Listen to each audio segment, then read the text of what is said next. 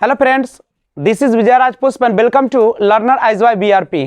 तो आइए हम लोग सीडीपी के तहत आज एक बेहतरीन चैप्टर देखते हैं जिसका नाम है थिंकिंग एंड लर्निंग, नहीं यानी सोचना एवं सीखना। ध्यान दीजिएगा, सीखना एवं सोचना। सबसे पहले समझिए, सोचना जो आपका थिंकिंग प्रोसेस होता है यानी सोचने की जो क्रिया होती है वह कहां से शुरू होती है?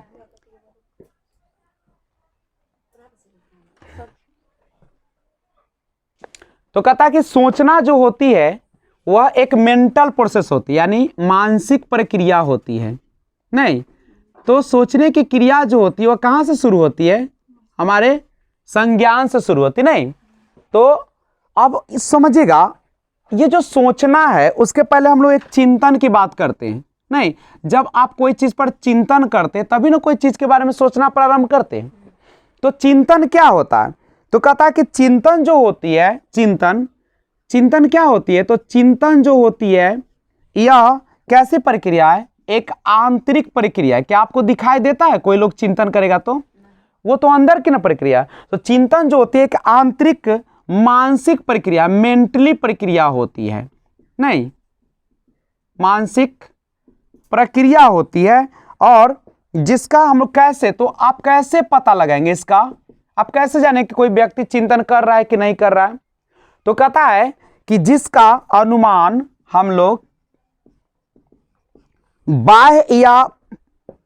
बाह्य यानी या प्रकट व्यवहार से लगाया जा सकता है। व्यवहार से लगाया जा सकता है। नहीं यानी चिंतन जो होता है एक ऐसी प्रक्रिया है जो मेंटली प्रोसेस है। यह आपको क्या होता है, आप उसके व्यवहार में जब परिवर्तन आता है तो उसी के अनुसार आप जानते हैं। अच्छा, मान लीजिए कोई व्यक्ति बहुत परेशान है, उदास है, तो स्पष्ट है कि उसका बाहरी जो लुक होगा क्या होगा, वो चेंज हो जाएगा। और जब चेंज होगा तो हम उसी से पता लगा लेते हैं कि बच्चे जो है क्या कर रहा है, चिंतन कर रहा है। और चिंतन कैसी प्रक्रिया है? मेंटली वर्क है, मानसिक प्रक्रिया है। और कहां से क्रिया होती है? तो हमारे संज्ञान से होती है। यानी सिंपल समझिएगा, हमारे सोचने की, हमारे समझने की जो क्या होता है एक प्रक्रिया होती है, वो सब हमारे संज्ञान का ही भाग होता है। करेक्ट है। अब एक बात समझिएगा, अब कहता है कि जो चिंतन जो होता है, चिंतन कैसे होता है? तो चिंतन की दो आपका मुख्य रूप से आधारभूत तत्व होते हैं। यानी हम कह सकते हैं कि चिंतन के दो आधारभूत तत्व होते हैं। नहीं, कोई भी चिंतन ऐसे ही तो नहीं होगा। ऐसा तो नहीं कि आप दिन में कुछ देखा नहीं, कोई चीज के बारे में आपने दिमाग न लगाया और रात में आप में स्वप्न आना लगे, ऐसा होता है क्या?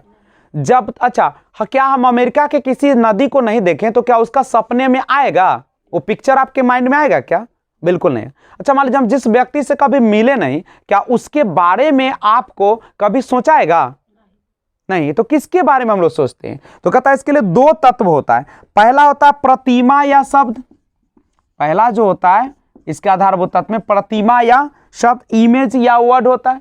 जब किसी चीज का इमेज आपके दिमाग में बसती है तभी ना आप उस पर चिंतन करते हैं क्या? दूसरा इसका जो तत्व होता है वो होता है संप्रत्यय। संप्रत्यय मतलब इंग्लिश में अगर कहें तो कंसेप्ट। जब तक किसी चीज के बारे में आपको कंसेप्ट नहीं है, उसके बारे में आप में दिमाग में उसका कंसेप्ट नहीं है, तब तक आप चिंतन कर पाएंगे? आप सीटेट के बारे में क्यों चिंतन करते हैं?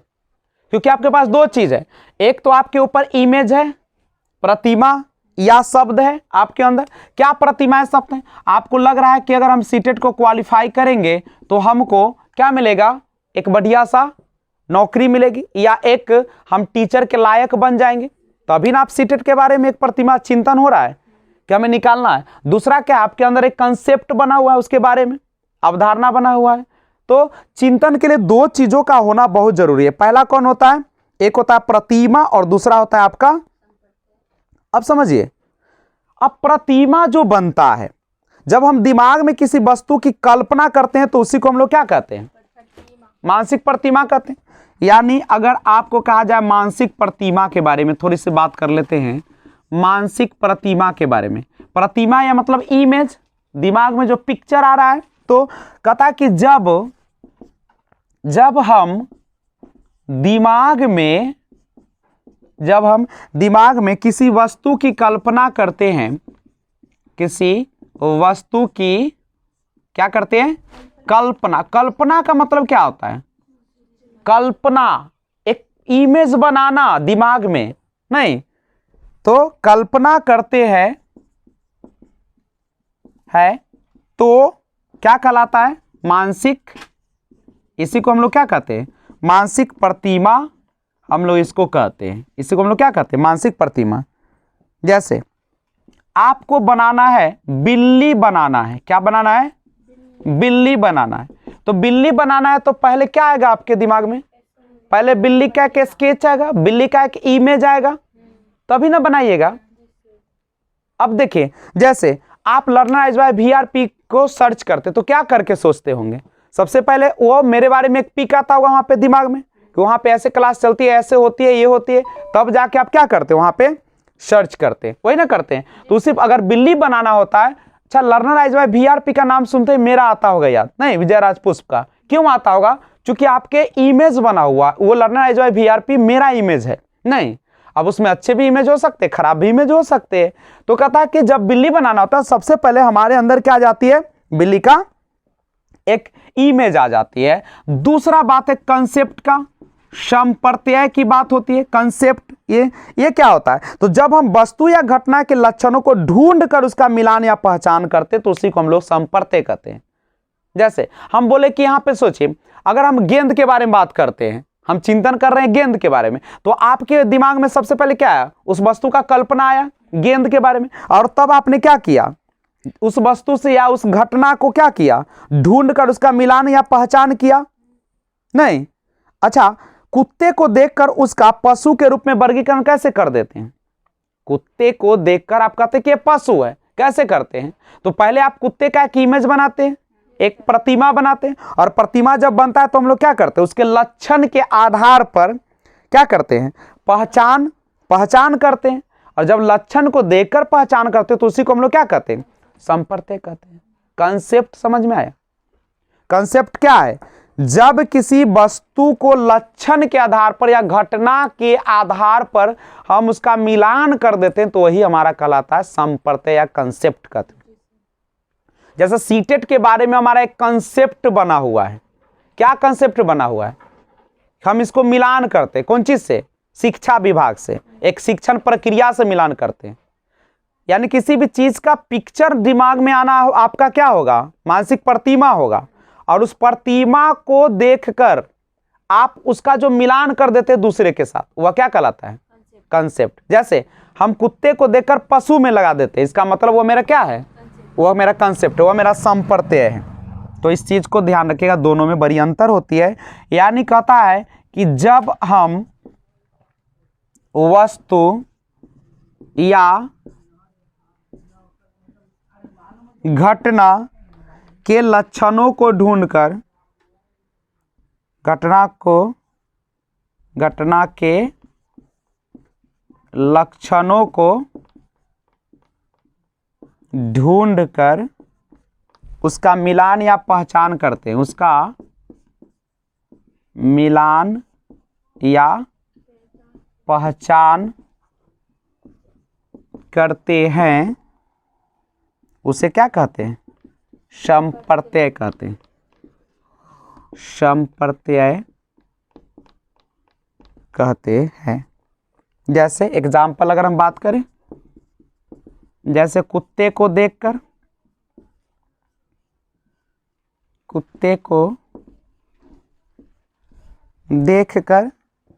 उसका पशु के रूप में वर्गीकरण, यही उसका क्या कहलाएगा, उसका संप्रत्यय कहलाएगा। कोई दिक्कत। अब एक सवाल और आता है, समस्या समाधान क्या होती है ना। अच्छा, चिंतन की प्रक्रिया कब शुरू होगा, जब आपके सामने समस्या आएगी। अच्छा बताइए, अगर आपके पास समस्या ही नहीं रहेगी तो क्या चिंतन कर पाइएगा। यानी सिंपल सी बात है, जैसे ही आपके सामने समस्या आती है आप तुरंत क्या करते हैं, तो उसके ऊपर चिंतन करना शुरू कर देते हैं और उसका हल निकाल लेते हैं, जो कि समस्या समाधान कहलाता है। नहीं, यही ना होगा। बिना समस्या का क्या हम चिंतन कर पाएंगे? बिल्कुल नहीं करेंगे। अच्छा, मान लो हम खुश रहते हैं, मेरा सारा रिश्ता, सारे नाते बिल्कुल सही रूप से चल रहा है, तो क्या हमें किसी भी प्रकार के चिंतन की जरूरत है? लेकिन जैसे हमारा रिश्ता में थोड़ी सी भी खराबी आती है तो हम लोग क्या करना शुरू कर देते हैं? पूरा कहां से चिंतन करते हैं?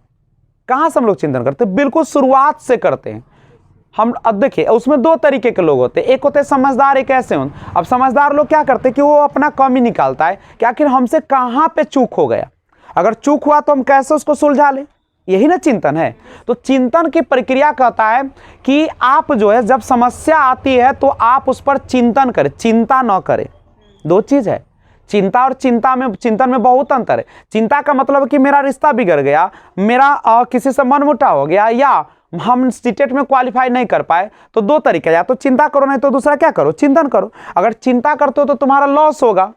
लॉस हुआ क्या? बहुत सारी मांसपेशियां आपका काम करना बंद कर देगी, तुम्हारा भूख नहीं लगेगा, आपके शरीर के अंग काम करना बंद कर देगा और बहुत सारे बीमारी से ग्रसित होते चले। लेकिन चिंतन क्या है? चिंतन कहता है कि आप जब रिश्ता बिगड़ा है, चाहे आपका सीटेट में डिस्क्वालीफाई हुए, तो आपका अब क्या कर्तव्य है? क्या उस पर हम सोचे?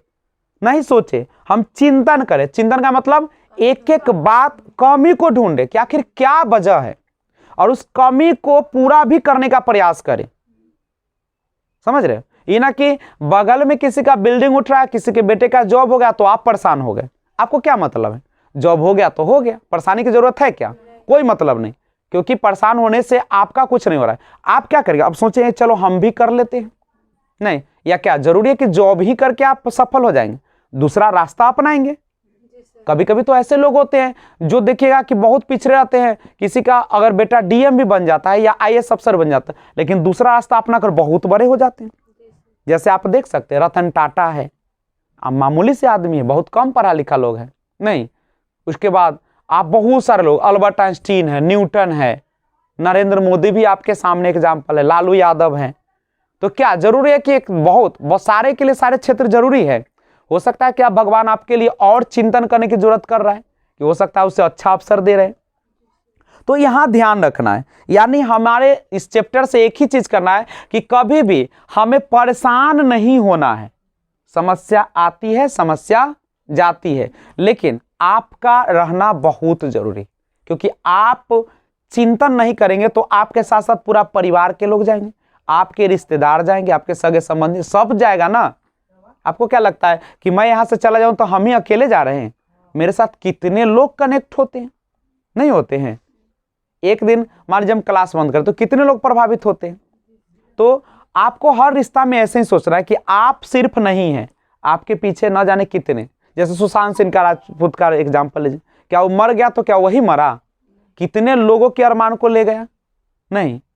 तो कहता है कि चिंतन जो होती है वह तभी उत्पन्न होती है जब आपके सामने क्या आती है?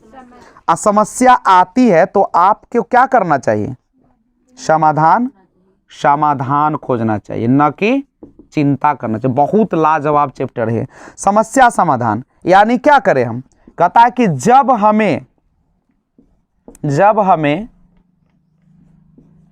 कोई समस्या होती है, जब हमें कोई समस्या होती है तो हम उसके ऊपर क्या करते हैं? उसके ऊपर चिंतन करना शुरू कर देते हैं, चिंतन करना शुरू कर देते हैं और उसका हल निकाल लेते हैं। और क्या कर लेते हैं? और उसका हल निकाल लेते हैं, हल निकाल लेते हैं, जो क्या कहलाती? जो कि समस्या समाधान कहलाती। यही ना कहलाती? समस्या समाधान कहलाती है। कोई दिक्कत है तो बोलो। नहीं। अब क्या समस्या समाधान करेगा तो क्या उसमें कोई रुकावट भी तो उत्पन्न करेगा? नहीं। तो समस्या समाधान में कुछ रुकावट भी उत्पन्न होती है, और वह रुकावट कौन कौन सी होती है? तो वो होते एक मानसिक विन्यास, एक होता अभिप्रेरणा का अभाव। तो समस्या समाधान में दो अवरोध है, ठीक है। एक होता है आपका मानसिक विन्यास और दूसरा होता है अभिप्रेरणा का अवयव। आपका मानसिक स्थिति अगर अच्छी नहीं है, आप सही ढंग से नहीं चिंतन कर पाते हैं, नहीं, यानी आपका मानसिक जो है स्ट्रक्चर उसमें गड़बड़ी हो गया है, या अभिप्रेरणा, कोई भी काम करने के लिए हमको प्रेरणा की भी जरूरत होती है, अगर उसमें भी कमी आती है तो फिर क्या हो जाएगा हम लोग, तो उसमें क्या हो जाएगा, समस्या समाधान नहीं हो पाएगा, अवरोध हो जाएगा। इसलिए तो हम लोग टीचर के पास क्यों रहते हैं, गाइडर के पास क्यों रहते हैं, ताकि वह न केवल किताबी ज्ञान दे बल्कि हमें परिस्थितियों से भी क्या करे, अवगत कराए, और हमें समय समय पर एक बूस्ट भी करते रहे, अभिप्रेरित भी करते रहे, ठीक है। क्योंकि आप जानते हैं कि जीवन किसी का एक बात से चेंज हो सकता है, एक ही बात से ना कोई आईएएस बन जाता है, एक चीज को लेकर, एक ही चीज से कोई भिखार बन जाता है, सोचे का ना सब फर्क है। एक सोच से कोई चीलम बना लेता है, एक सोच से कोई मिट्टी का घड़ा बना लेता है। चीलम सब दिन जलते रहता है, पानी जो है क्या करता है, घड़ा ठंडक देता है। तो एक सोच बदलने की जरूरत है। तो पहले इसको स्क्रीनशॉट लीजिए। आइए देखते हैं चिंतन के प्रकार, आखिर कितने प्रकार से लोग चिंतन करते हैं। टाइप्स ऑफ थिंकिंग के बारे में बात करेंगे, चिंतन के प्रकार। देखिए जनरली जो सोचने का जो तरीका होता है वह होता है, एक होता है जिसको हम बोलते हैं अभिसारी चिंतन, अभिसारी चिंतन, या एक होता है अपसारी चिंतन। इसी को हम लोग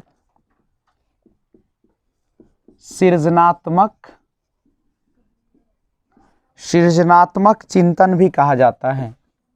और सृजनात्मक चिंतन को किसने दिया है, जेपी गिलफोर्ड ने दिया था, जेपी गिलफोर्ड। उसके बाद आता है एक कल्पनात्मक चिंतन, कल्पनात्मक चिंतन, या इसी को कहा जाता है विचारात्मक चिंतन, विचारात्मक चिंतन।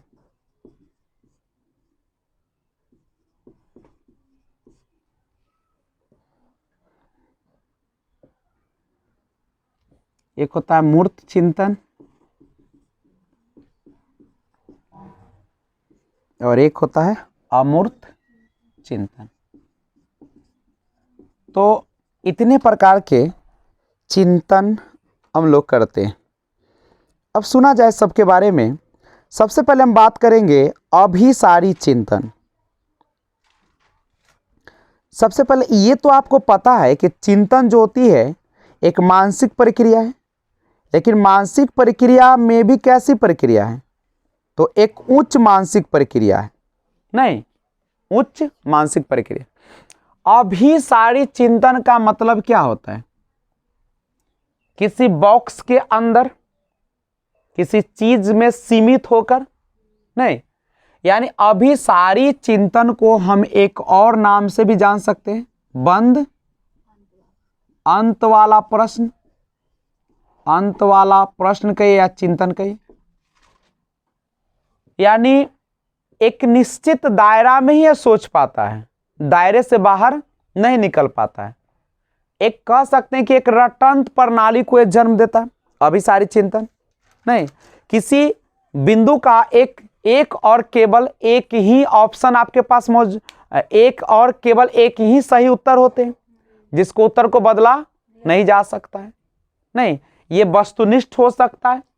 तो ये जो चिंतन होता है अभिसारी चिंतन, ये क्या करता है, संकीर्ण करता है हमारे दिमाग को, हमारे मस्तिष्क के विकास को रोकने का काम करता है, नहीं ना करता है।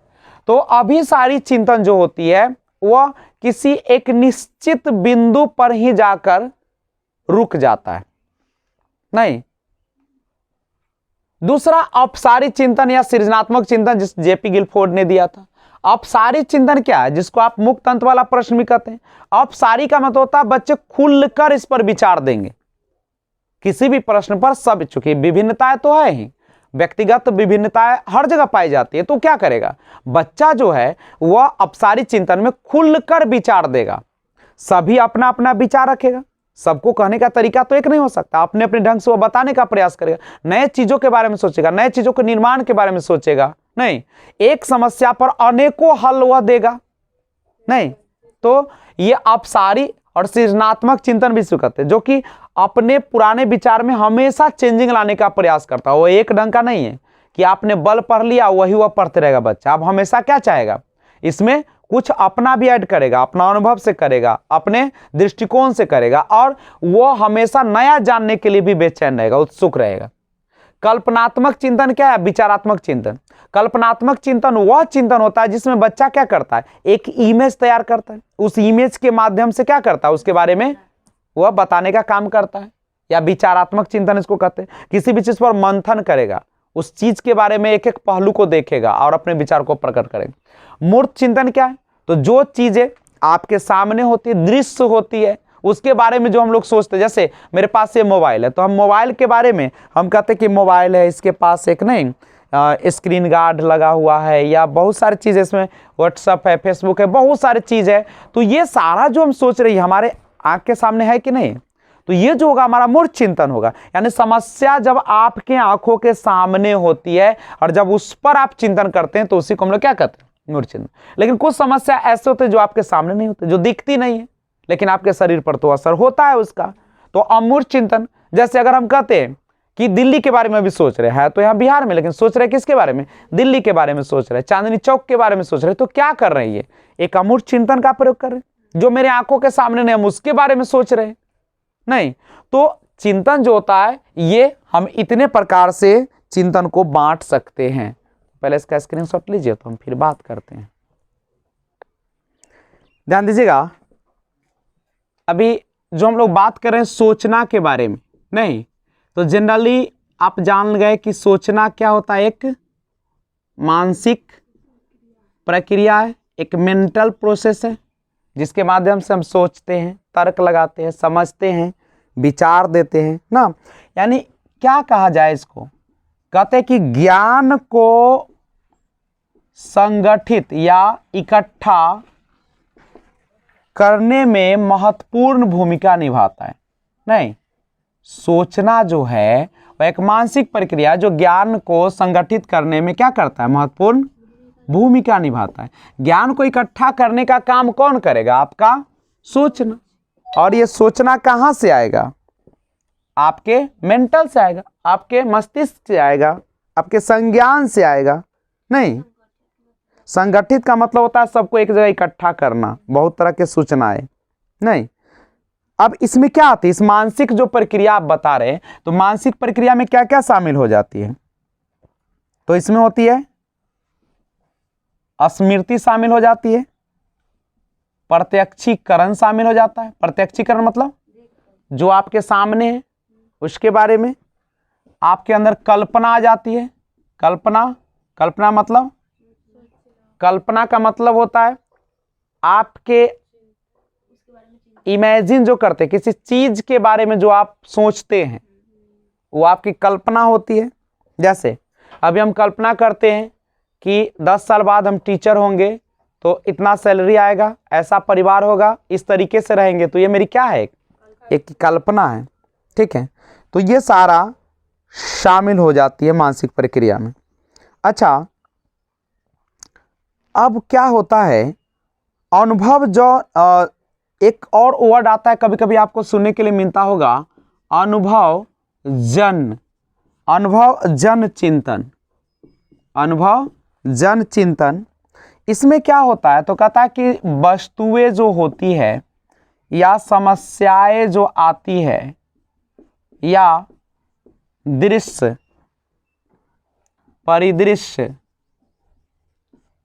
आदि दृष्टिगोचर होते रहते हैं। दृष्टिगोचर मतलब दिखते रहते हैं। नहीं, तो ये सारा चीज जो है, जो आपको दिखते रहता है, उसी को हम लोग क्या कहते हैं, अनुभव जन। नहीं, अच्छा, आपने पढ़ा भी है कि जब हम लोग अमूर्त चिंतन की अवस्था में आते हैं तो किशोरावस्था होता है। बालकों की सोचने का विकास जो होता है कैसे होता है, कि निश्चित क्रम से होता है, ऐसे ही तो नहीं शुरू हो जाता है, क्या यही ना होती है। और अमूर्त चिंतन अगर पूछा जाए तो किशोरावस्था बनाते हैं, अमूर्त चिंतन कहा जाए तो बाल्यावस्था, उत्तर बाल्यावस्था में जाकर ये हो जाता है। अब बात ऐसी है कि जब बालक सोचता है तो कोई ना कोई इसका तो तरीका होगा, कोई ना कोई तो उसका प्रोसेस होगा, ऐसे ही तो थोड़ी सोच लेगा। तो बालकों में सोचने की जो प्रक्रिया होती है, बालकों में सोचने की जो प्रक्रिया होती है वह कैसे होती है।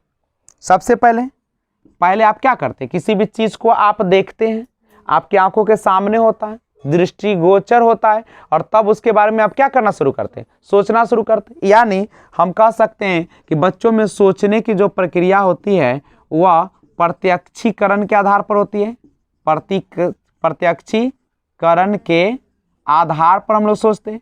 यानी जो चीज़ें हमें आंखों के सामने प्रत्यक्षी होती है, दिखता है, दृष्टिगोचर होता है, उसके आधार पर क्या करते हैं, हम लोग सोचना शुरू करते हैं। जैसे बिल्ली को देखकर बिल्ली के बारे में सोचना, और कुत्ते को देखकर हम अंदाजा लगा, अच्छा मान लीजिए आप नदी को देखते हैं तो उसके बारे में आप क्या करते हैं, कुछ सोचना शुरू करते हैं कि अच्छा इसमें मछली भी हो सकता है, नहीं इसमें बहुत सारे जलीय जीव हो सकता है, यही सब ना सोच सकते हैं। यानी आप जो है प्रत्यक्षीकरण के आधार पर भी सोचते हैं। नहीं, दूसरा सोचना होता है, कैसे सोचते हो, कल्पना के आधार पर, कल्पना के आधार पर इमेजिन करते हैं आप उसके बारे में। नहीं, अब कल्पना के आधार पर सोचना का मतलब क्या है कि हमारे जो आसपास वस्तु या पदार्थ है उसके बारे में हम कल्पना करते हैं। जैसे अगर मान लीजिए कि आपको हम नदी के बारे में बात कर रहे हैं, तो आप नदी दिखा रहे हैं, तो आप नदी को देखकर आपके मन में क्या आएगा, एक कल्पना होगा। क्या होगा कि अच्छा इसके अंदर जो है से मछली होगी, इसके अंदर बहुत सारे जीव हो सकते हैं, इसके अंदर जो है से बहुत सारे पदार्थ हो सकते हैं। तो जो ये जो सोच रहे हैं नदी को देखकर, तो ये क्या है, आपका एक कल्पना है। नहीं, यानी किसी भी वस्तु को हम लोग बारे में जो सोचते रहते हैं वह भी हमारा क्या है, कल्पना के आधार पर होता है। अब तीसरा आता है प्रत्यय के आधार पर, मतलब प्रत्ययों के आधार पर, मतलब इंग्लिश में कहा तो कंसेप्ट के आधार पर। तो प्रत्यय के आधार पर सोचना का मतलब क्या है, जो आपके दिमाग में पहले से एक इमेज बना हुआ है, जो आपके दिमाग में पहले से जिस चीज के बारे में जानकारी है, आप उसी के बारे में आप क्या करने लगते हैं, सोचना शुरू कर देते हैं, यही ना करते हैं। अब यह जो सोच होता है उच्च प्रकार का सोच होता है। नहीं, उच्च प्रकार का ये सोच है, क्योंकि किसी भी चीज के न होने के बावजूद जो आप उसके बारे में सोच रहे हैं यह उच्च है ना।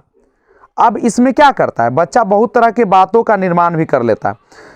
अब चौथा जो होता है तर्क के आधार पर सोचना। नहीं, तर्क के, मान लीजिए कि हम राजगीर गए, अब राजगीर गए तो हमारे पास उसके बारे में थोड़ी सी जानकारी थे और हमने तर्क किया, और तर्क करके उसके बारे में क्या किया, हमने सोचना शुरू कर दी। नहीं, अब समझिए इसमें तर्क के आधार में क्या होता है ना, सबसे ज्यादा इंपॉर्टेंट किसका होता है, क्योंकि आप लॉजिक लगा रहे, तर्क लगा रहे, तो भाषा संप्रेषण का बहुत बड़ा योगदान होता है। भाषा संप्रेषण समझ रहे हैं, जब किसी बात से आप वार्तालाप कर रहे हैं, तर्क कर रहे हैं, तो आपके भाषा का प्रयोग बहुत मायने रखता है। नहीं, अब एक होता है पांचवा, वो होता है आपका क्या, तो कभी कभी क्या करते हैं बच्चे, तर्कना के आधार पर भी सोचना शुरू कर देते हैं। तर्कना के आधार पर, जैसे आपने किसी के साथ जो तर्क किया, अब तो उसके आधार पर हम लोग क्या होते हैं, बैठकर सोचना शुरू करते हैं। अब सोचना दो तरीके से, हम तर्क के आधार पर दो तरीके से सोचते हैं। एक होता है आगमनात्मक तर्कना ना, एक होता है निगमनात्मक तर्कना। तो दो तरीके से हम लोग तर्कना कर सकते हैं, आगमनात्मक तर्कना और निगमनात्मक तर्कना। अब ये क्या होता है इसके बारे में जानिए। तो आगमन आप पढ़ते भी है कि आगमन का मतलब विशिष्ट से सामान्य की ओर, उदाहरण से नियम की ओर करते हैं।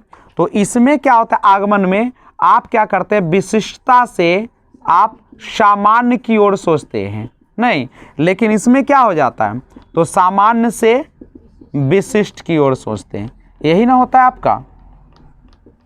तो इस चीज को भी ध्यान रखिएगा।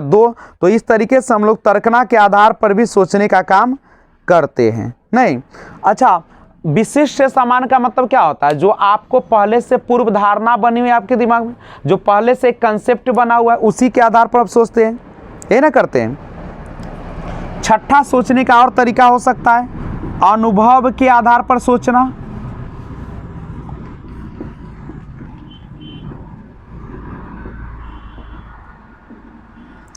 अनुभव के आधार पर भी सोचना हो सकता है। कहता है कि अनुभव के आधार पर सोचना। देखो, अगर तुम चाहते हो ना कि अस्थाई ज्ञान प्रतिमा बने, तुम्हारे दिमाग पर एक बिल्कुल एक स्पष्ट पिक्चर बने, एक अस्थाई ज्ञान बन जाए, तो उसके लिए अनुभव के आधार पर सोचना सबसे बेहतरीन होता है। नहीं, सबसे सर्वोत्तम तरीका होता है अनुभव के आधार पर सोचना। अब लोग और सोचते हैं कई प्रकार से। अब कैसे सोचते हैं? रुचि और जिज्ञासा के आधार पर भी सोचते हैं। रुचि और जिज्ञासा के आधार पर सोचना। नहीं, अब सोचने की प्रक्रिया आपका रुचि रहता है, उस पर ज्यादा करते हैं आप लोग, उसके आधार पर भी सोचने लगते हैं। नहीं, उसके बाद अगर हम और आगे बढ़ा सोचने का तरीका की बात करें तो अनुकरण के आधार पर भी सोचना चलता है। नहीं, अनुकरण के आधार पर सोचना, यानी हम किसी भी चीज को क्या करते हैं, जब दूसरे को करते देखते हैं तो उस समय भी हम अनुकरण करते हैं और उसके आधार पर भी सोचना प्रारंभ कर देते हैं। तो आइए चिंतन की जो शुरुआत होती है किससे शुरू होती है? समस्या आने पर होती है। जब तक समस्या आती नहीं तब तक आप चिंतन रहते नहीं। इसका मतलब यह है कि जब आपके जीवन में संघर्ष होता है तभी आपकी जागरूकता बढ़ती है। नहीं, तो बेहतर लाइफ जीने के लिए आपको क्या करना पड़ता है? संघर्ष। उसी प्रकार से चिंतन करने के लिए, आपको चाहते कि आपका चिंतन अच्छा बने, तो उसके लिए क्या करना पड़ेगा? समस्या आपके सामने आनी चाहिए। नहीं, अब सवाल है कि जब आप जाते समस्या समाधान करने तो क्या आसानी से हो जाएगा? नहीं हो जाएगा। जैसे तो समस्या समाधान में आखिर अवरोध कहां से आ जाती है? कौन ऐसी चीजें जो आपको रुकावट डाल रहा है? तो सबसे पहला होता है मानसिक विन्यास। नहीं, मानसिक विन्यास आपके मेंटल जो स्ट्रक्चर है, जो उसकी बनावट है, यह भी तो उस पर डिपेंड करता है। नहीं, आप किस प्रकार से सोच रहे हैं, आप किस प्रकार से आगे बढ़ रहे हैं, ये भी तो मायने रखता है ना। और दूसरा, समस्या समाधान में कौन आपको रुकावट डालता है? अभिप्रेरणा का अभाव। मान लीजिए कि आप पढ़े जा रहे हैं लेकिन आपको कोई मोटिवेट नहीं करता, तो आप क्या होंगे? स्थिर पड़ जाएंगे, आपको लगेगा ये सब बेकार चीजें हैं। तो समस्या आपका समाधान हो पाएगा क्या? नहीं हो पाएगा। यानी किसी भी समस्या को हल करने के लिए आपके अंदर एक मोटिवेशन भी होना चाहिए, अभिप्रेरणा होना चाहिए, अंदर से एक इच्छाएं होनी चाहिए कि हमको ये करना है तो करना है। नहीं, तो ये दो चीजें जो है से काफी आपको ध्यान रखना पड़ता है। नहीं, अब एक बात और मैं आपको बता दूं कि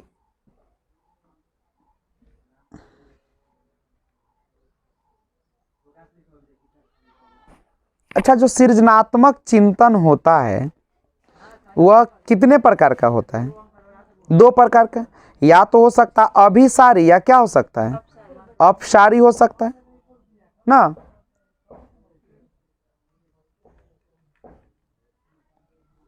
तो थोड़ा सा हम बात कर लेते हैं सृजनात्मक चिंतन के बारे में। आइए थोड़ा सा बात करते हैं सृजनात्मक चिंतन के बारे में। अब सृजनात्मक चिंतन, क्रिएटिव थिंकिंग जो होते हैं, सबसे पहले सृजनात्मक चिंतन के जो जनक है वो कौन है पता है? यहाँ पे सृजनात्मक चिंतन नहीं, इसको दे रहा है ईपोल टोरेंस। ईपोल टोरेंस दे रहा है। नहीं, और जेपी गिलफोर्ड जो है आपके, वह अभिसारी चिंतन के है। इस पर एक बार देख लीजिएगा अपना, ठीक है? एक बार इसके बारे में आप लोग देख लीजिएगा गूगल से। तो ध्यान रखिएगा कहीं कहीं आपका इपोल टोरेंस देता है तो इसको नहीं मानिएगा, आप मानिएगा जेपी गिलफोर्ड, यानी सृजनात्मक चिंतन के जो जनक है जेपी गिलफोर्ड है। अब सृजनात्मक चिंतन जो होता है नहीं, उसमें क्या होता है, तो कहता है कि सृजनात्मक चिंतन वैसे चिंतन होती है जिसमें हम सबसे हटकर और समस्याओं के समाधान के लिए नवीन एवं मौलिक विचारों का क्या करते हैं, उत्पादन करते हैं, शामिल करते हैं। यानी सृजनात्मक चिंतन के बारे में हम देते हैं कि इसमें समस्याओं के समाधान के लिए नवीन एवं मौलिक विचारों या समाधानों का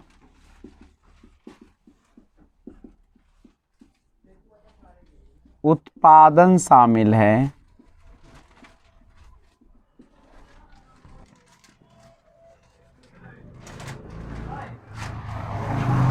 जो हमें क्या करती है, हमें आनंद और हर्ष प्रदान करती है। अब सृजनात्मक चिंतन जो होती है इसके दो प्रकार होते हैं। सृजनात्मक चिंतन के प्रकार की अगर हम बात करें तो जनरली दो प्रकार के होते हैं। एक होता है अभिसारी चिंतन, अभिसारी चिंतन, और दूसरा कौन होता है, अपसारी चिंतन होता है, यानी कन्वर्जेंट थिंकिंग, और दूसरा होता है डाइवर्जेंट थिंकिंग। तो सुनिएगा, अभिसारी चिंतन का मतलब क्या होता है, यानी एक बिंदु पर सारी समस्याओं का हल आ जाना नहीं। अभिसारी का मतलब होता है कन्वर्ज करना, सिकुड़ जाना नहीं, जिसमें हम लोग क्या करते हैं, एक और केवल एक उत्तर की बात करते हैं, एक ही। और एक होता है अपसारी चिंतन, अपसारी मतलब फैलना, डाइवर्ज करना। एक समस्या एक है लेकिन उसके लिए फैक्ट क्या है, बहुत सारे फैक्ट आ जाते हैं नहीं। तो ये सारे जो होते हैं अपसारी चिंतन होते हैं। इसमें बच्चों को कैसा बनाता है, एक रचनात्मक बनाता है, एक मौलिकता प्रदान करता है, सोचने के लिए इसमें क्या करता है, विवश करता है, परिस्थिति उत्पन्न करता है, ताकि बच्चे उस परिस्थिति से हटकर एक नए परिस्थिति की ओर बढ़ जाए। तो ये अपसारी चिंतन बच्चे के लिए काफी बेहतर भी माना जाता है। ध्यान दीजिएगा, हम लोग बात करेंगे अब सृजनात्मक बालक की विशेषताएं। अच्छा, जो सृजनात्मक बालक होते हैं, आप कैसे पहचानिए कि सृजनात्मक बालक है कि नहीं है। तो जनरली सृजनात्मक बालक तो वैसे बालक होते हैं जो आप सभी जानते हैं कि नए विचार, नए अनुभव, नए निर्माण और रचनात्मक प्रवृत्ति के होते हो नहीं, यानी कह सकते हैं कि वह किसी भी परिस्थिति में अपने आप को नयापन लाने की बात करते हैं। अब देखिए, जो भी आपके सृजनात्मक बालक होगा उसमें सबसे पहला बात होता है मौलिकता। मौलिकता समझते हैं किसे कहते हैं? मौलिकता का मतलब होता है कि जो बच्चा या व्यक्ति सभी समस्याओं का समाधान अपने तरीके से करता है। किसके तरीके से करता है? अपना तरीका से। अगर समस्या उसके सामने आया तो वह किसी दूसरे से राय लेने नहीं जाएगा, सबसे पहले वह अपना पूरा प्रयास करेगा। और दूसरी बात, अगर उसको डाउट भी होगा ना तो पहले अपने उसके पास जो TLM है या अपने पास जो संसाधन उसका भरपूर उपयोग करेगा। समझ रहे हो? टीचिंग लर्निंग मटेरियल, शिक्षण अधिगम जो आपका मटेरियल होता है नहीं, सामग्री होता है नहीं, शिक्षण अधिगम सामग्री, उसका उपयोग करें। यानी ये मौलिकता का मतलब है कि समस्या समाधान अपने तरीके से करता है। दूसरा होता है लचीलापन। सृजनात्मकता का में क्या शामिल होती है? लचीलापन क्या होता है? कहता है समस्या का समाधान न मिलने पर समाधान में लचीलापन लाकर उसमें बदलाव करता है। मान लो को ट्राई किया, मौलिकता, समस्या को हल करने का प्रयास किया, लेकिन जरूरी कि समस्या हल कर लेगा, नहीं करेगा, तब क्या करेगा? लचीलापन, माने एक से ज्यादा तरीका अब अपनाएगा। समझ रहे हैं? अस्थिर नहीं रहेगा वो बच्चा। दूसरी बात के बाद तीसरी है प्रभावशीलता। ठीक है, कहता है कि नए नए विचार उत्पन्न होते रहते हैं और समस्याओं को दूर करने के लिए सृजनात्मकता व्यक्ति में सोच कभी रुकते नहीं है। हम लोग कैसे तुरंत भर में क्या हो जाते हैं? हार जाते हैं। बाकी इतना दिन से तैयारी करे, इतना ही किया, हमसे हो नहीं रहा था, छोड़ दो, बोलते हैं ना हम लोग। लेकिन जो प्रभावशीलता होती है सृजनात्मक बच्चे में, वह क्या होता है? वह कभी भी नए नए विचार हमेशा आते रहते हैं उसके, और उसकी सोच कभी रुकती नहीं है। एकदम बेहतरीन बेहतरीन सोचेगा। ऐसी सोच उत्पन्न करता है जो आप सोच भी नहीं सकते। आज से 10 साल बाद का प्लान सोचेगा, आज से 20 साल बाद का प्लान सोचेगा कि अभी ऐसा परिस्थिति, उस समय क्या होगा, उस समय कैसे औजार आएंगे, कैसे, यानी आविष्कार होते तो कैसे होते? अभी के आविष्कार क्या अभी के आधार पर होता है? अभी जैसे अभी हम लोग कहते हैं कि चले आई कांटेक्ट से हमारा कंप्यूटर चलेगा, आई कांटेक्ट से मोबाइल चलेगा। ये दूर की सोच, बैठे बैठे हम सब कुछ। अभी जो ऑनलाइन शॉपिंग करते हैं वो कितना बड़ा पहले सोचा गया होगा कि हम लोग घर रहेंगे, हर चीज मेरे घर पे आएगा, पैसा हमको बैंक से नहीं लाना पड़ेगा, एटी से हो जाएगा, नहीं एटीएम से। उसके बाद और सोचा गया कि वो अब आदमी को भी नहीं जाना पड़ेगा, डायरेक्ट हम लोग क्या करेंगे? पे फोन से कर देंगे, गूगल पे से कर देंगे, नहीं कहीं जाने की जरूरत ही नहीं है। नहीं तो अब सवाल है, एक और बात है कि एक ही बात है कि जितना ज्यादा सुविधा होगा उतना ज्यादा आपको गड़बड़ी भी उत्पन्न होगा। आप पे फोन तो यूज करते, लेकिन सेकंडों में आपका सारा पैसा भी उड़ सकता है, सारा मेहनत उड़ जाएगा। तो जहां पे ज्यादा सुविधा वहां पे ज्यादा क्या है? आपको हानियां भी है। जैसे एटीएम एक तरफ हमको सुविधा भी देता तो दूसरी तरफ पैसा उड़वा भी देता है। नहीं, गूगल पे मान लीजिए कि गलत हाथों में गूगल पे आपका पड़ गया, अगर उसका कोड उसको पता हो गया, हो सकता है आपका रातों रात सब गायब हो जाएगा, नहीं होगा। तो ये सारा सुविधा आपको, लेकिन प्रभावशीलता, लेकिन क्या करेगा? सृजनात्मक बालक क्या हार मान जाएगा? कहता है होता तो होता है, लेकिन सुविधा को ना देखेंगे, ज्यादा फायदा क्या है ना। तो आइए हम लोग सबसे पहले एक हेडिंग डालते हैं छोटा सा, सृजनात्मक बालक की विशेषता या पहचान।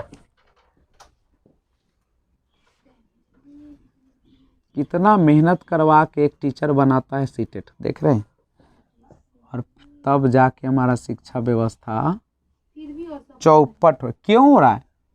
क्योंकि क्वालिफाई लड़के तो अभी बहाल ही नहीं हुए, तो अब न होंगे, नहीं। और दूसरी बात है कि आप शिक्षक बनने की तमन्ना रखते थे कि नहीं?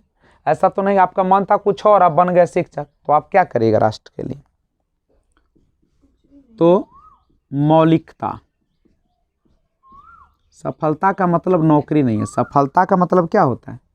सफलता का मतलब कि जो आप करना चाहते थे उसमें अगर आपने प्राप्त किया है तो वो आपकी है सफलता। तो मौलिकता क्या है? सबसे पहला होता है कि सृजनात्मक बालक की विशेषताओं में कि वह बच्चा कैसा होता है? मौलिकता होता है। नहीं, यानी जो बच्चा या व्यक्ति सभी समस्याओं का समाधान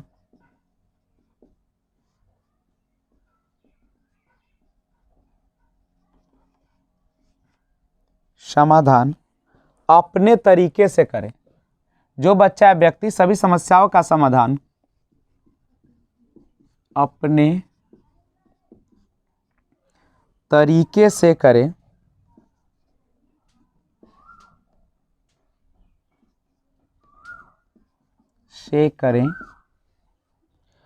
वह मौलिकता है।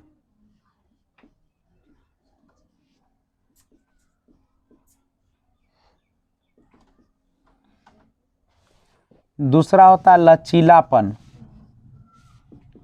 इसकी दूसरी विशेषता क्या है? यानी फ्लेक्सिबिलिटी।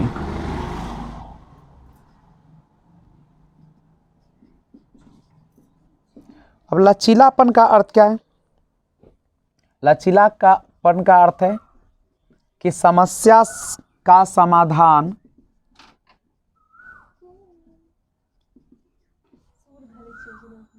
ना मिलने पर अपने समाधान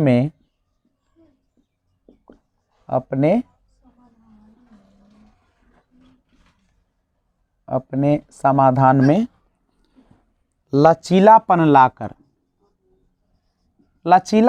लाकर मतलब समझते हैं? लचीलापन लाकर होता है, इसका मतलब कि एक से ज्यादा तरीकों को अपनाकर, नहीं, लाकर उसमें बदलाव। तो इस चीज को ध्यान रखें, लचीलापन का मतलब होता है एक से अधिक तरीकों से सोचना, नहीं, तरीकों से करना या सोचना या उपाय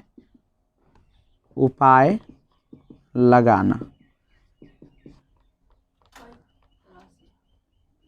कई तरीके, हाँ, एक से अधिक तरीके से किसी भी समस्या के किसी एक पक्ष पर न देखना, सारे पक्षों पर बात करना, हर पहलू पर।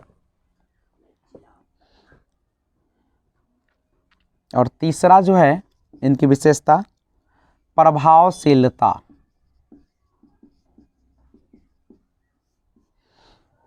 जिसको बोलते हैं इफेक्टिवनेस। ये क्या होता है? आप जानते ही हैं कि जो बच्चा सृजनात्मक होगा उसमें नए नए क्या होते हैं? विचार उत्पन्न होते रहते हैं।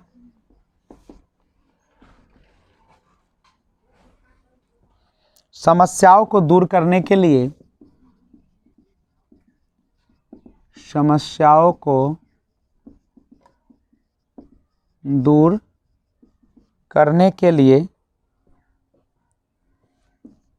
सृजनात्मक कहो या सृजनात्मक या रचनात्मक, सृजनात्मक व्यक्ति में सोच कभी रुकते नहीं हैं, सोच कभी रुकते नहीं हैं। यानी ये जो होता है ना, वो अपनी सोच को कभी दबने नहीं देता है। ठीक है, अब क्या आधार है? आप जो सृजनात्मक चिंतन करते हैं, सृजनात्मक चिंतन, तो इसका कोई ना कोई तो आधार होगा। बिना आधार के तो कोई काम नहीं चलता दुनिया में। तो सृजनात्मक चिंतन के आधार क्या है?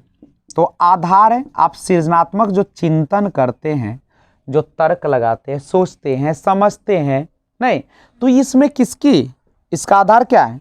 भाषा, संकेत यानी चिन्ह, प्रतीक, नहीं, क्या इसके बिना सृजनात्मक चिंतन हो सकता है?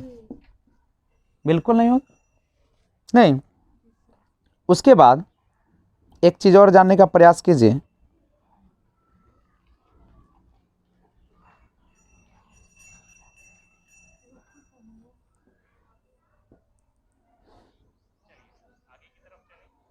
अब थोड़ा सा जानते हैं, एक तो आप लोग पढ़े हुए हैं three ring model of giftedness, नहीं, रेंजुली जो थे, रेंजुली, नहीं, प्रतिभाशाली के त्रिविमीय या त्रिवृत्तीय, नहीं, त्रिवृत्तीय थ्री रिंग मॉडल दिए थे। उसमें क्या था? हाई एबिलिटी, हाई क्रिएटिविटी और हाई कमिटमेंट। उच्च योग्यता, उच्च सृजनात्मकता और उच्च वचनबद्धता। यानी त्रिवृत्ति विश्लेषण जो है, three ring model of giftedness, Renzulli ने उपहारित व्यवहार के विकास के लिए 3 कारकों को महत्वपूर्ण माना था। औसत क्षमता से ऊपर, रचनात्मकता और कार्य प्रतिबद्धता। यही ना आपका है, ठीक है। तो मैं आशा करता हूँ कि आपको वीडियो अच्छा लगा होगा। अच्छा ही नहीं, तो सबसे अच्छा। अच्छा ही नहीं, सबसे अच्छा अगर लगा है आपको, हेलो, जा कहाँ रहे हैं, हेलो, पढ़ लिए इसका मतलब आप निकल जाइएगा। तो आप सबसे पहले लिंक शेयर कीजिए, क्योंकि आपके लिए जब इतना मेहनत की जाती है तो आपका भी कर्तव्य है कि इस चैनल को ग्रो करें, क्योंकि ये आपका परिवार है। नहीं, और लगे रहिए सीटेट के तैयारी में, एग्जाम हो या ना हो, क्योंकि औजार आपका तेज रहेगा तो कभी भी अगर आपका नहीं क्या होगा, सामने समस्या आएगी तो तुरंत आप हल कर लेंगे। और आप सोए हुए हैं और जब आती है एग्जाम तब उठिएगा तो कभी हो पाएगा, नहीं हो पाएगा। इसलिए देर किस बात की, तुरंत अभी लिंक को शेयर कीजिए उन लोगों के लिए जो जगह नहीं है अभी, उनको भी जगाइए और आप भी जगे। नहीं, क्योंकि राष्ट्र निर्माण के लिए किसी एक व्यक्ति नहीं, पूरे लोगों को जगना पड़ता है। तो मिले एक और वीडियो के साथ, तब तक लाइक शेयर कमेंट जरूर कीजिए और बेल आइकन कॉल पे प्रेस कर लीजिएगा, जिससे जब भी वीडियो अपलोड करूँ सबसे पहले आपको नोटिफिकेशन मिले। B enjoy, thanks for watching, keep watching. जय हिंद, जय भारत।